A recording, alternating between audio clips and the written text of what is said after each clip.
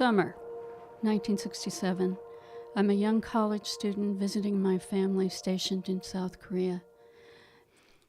At that point, not a lot of Americans even knew where Korea was, but I'd grown up in a family that moved all over the world. For me, traveling to an unknown country was not unusual. Shortly after I got there, I had a chance to go with the UN Armistice Commission to Panmunjom, the feared border between North and South Korea. I still remember that room, stifling hot, no air. Outside the room, soldiers crowd against the windows, their faces pressed against the glass. US and ROK on the south, DPRK on the north.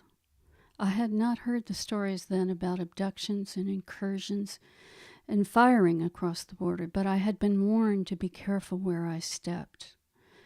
An actual physical line was drawn on the floor called the demarcation line. On either side, the opposing negotiators face each other across the conference table. Accusations and counter-accusations fly through the hostile air. After hours, it's unbelievably tense.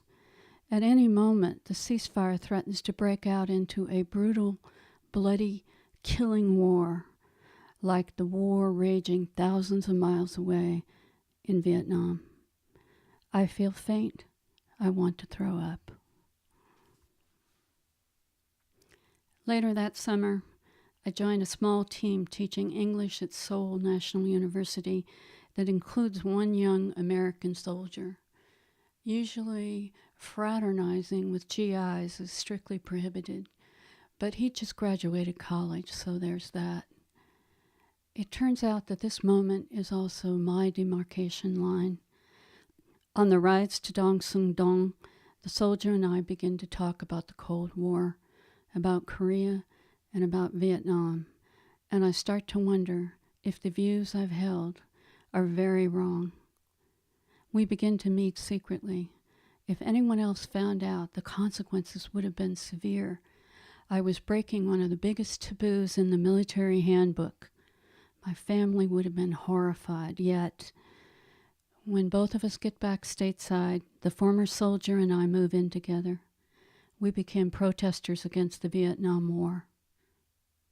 The arguments with my family are legendary, but I've never changed my mind about Vietnam. I still stand for peace, and I've never forgotten the face of war I saw at Panmunjom.